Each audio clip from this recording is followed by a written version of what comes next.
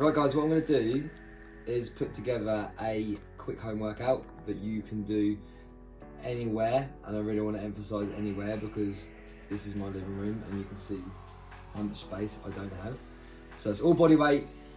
It's going to be, I'm going to jot this all down in text below this as well, but it's going to be either 45-15 for more advanced or 45-30 for, you know, just a slightly easier variation of the workout.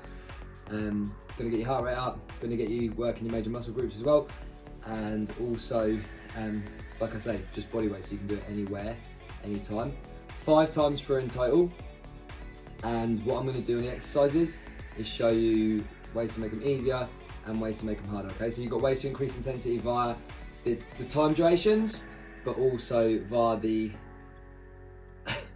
progressions on the exercises. So what you guys can do in terms of interval timers is, if you've got a My Zone, I believe you can set intervals up on there. I've never used it personally, but a couple of our fitness camp lot have said that you can set intervals up on My Zone, so explore that option.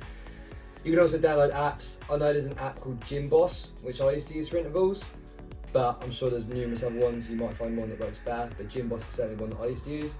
So in terms of the intervals, My Zone, Gym Boss, or any other interval app that you can find, again, it's 45-30 or 45-15. Right, let's get rocking. So squats look like this. That's heels hip width apart, deep breathing on the way down, pause at the bottom, exhale on the driver up or at the top. So heels hip width apart, toes out at 11 and 1 o'clock, and squatting as low as you can on these, okay? Progression is squat jumps, which look like this. So exactly the same form, obviously just, you know, a much more powerful variation, exploding up, landing soft on the knees each time, and just keeping it as low impact as possible when you get it.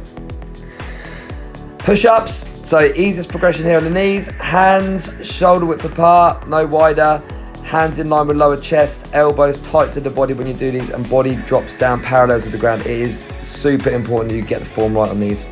Breathing cycle, you know, remains the same, deep breathing on the way down, exhale on drive.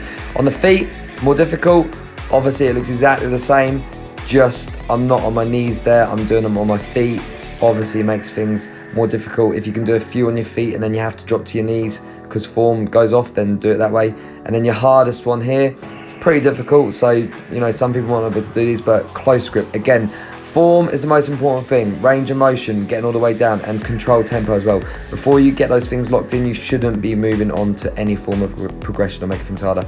High knees, no real form of these, to be honest. Just knees up as quick as you can and getting your heart rate as elevated as possible. So yeah, just light on the feet as quick as possible and just shooting the knees up nice and quickly. All about the heart rate.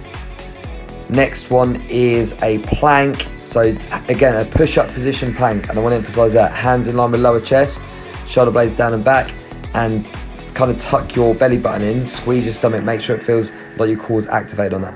Harder, core rows, which are feet wide, hands close. So same as a plank position, just your feet wide and your hands close, and then one hand at a time slowly row up to your chest. The idea is that as you remove that point of stability, that hand, your core has to work harder to keep your body aligned. And then from there, plank walk ups, I call these. So what you do is you start in a standard plank position, you drop down to your forearms, and then you know, stand back up on your hands to a plank position.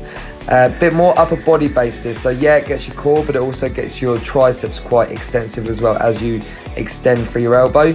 So again, fairly advanced. May not be able to do them. If you are, you want to keep your hips as still as possible, and you also want to be, you know, making sure that you stay in that hands in line with lower chest. You don't want to be going way off form to get these. Burpees, hands down, jump out, jump in, jump up, soften the land each time. Again, keep it low impact. All about the heart rate. High knees and burpees are your heart rate movements here, your real heart rate ones. The rest of these are kind of more resistance based. So, you know, again, jumping out, jumping in, jumping off, jumping out, jumping in, jumping up, soft on the knees, and exploding up as hard as possible. Some exercises are as hard as you make them. You can make them hard, you can make them easy.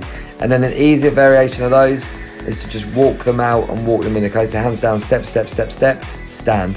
Step, step, step, step, stand. Let me say this, most people can jump burpees out.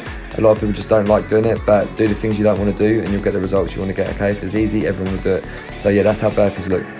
Next one is an elevated bridge, so one for your glutes. Most important thing with this is that you fire your hips up to full extension, okay? So eyes forward and at the wall in front and squeeze your bum as hard as you can. Okay, progression on here, extending one leg at a time, really slowly. As you put that foot down as well, I want to reset your hips, and what I mean by that is re-squeeze your glutes. So when you put the foot back down into position, you squeeze your bum, you reset your glutes, and then again, much like the core rows, you keep everything in position as you extend the leg, okay?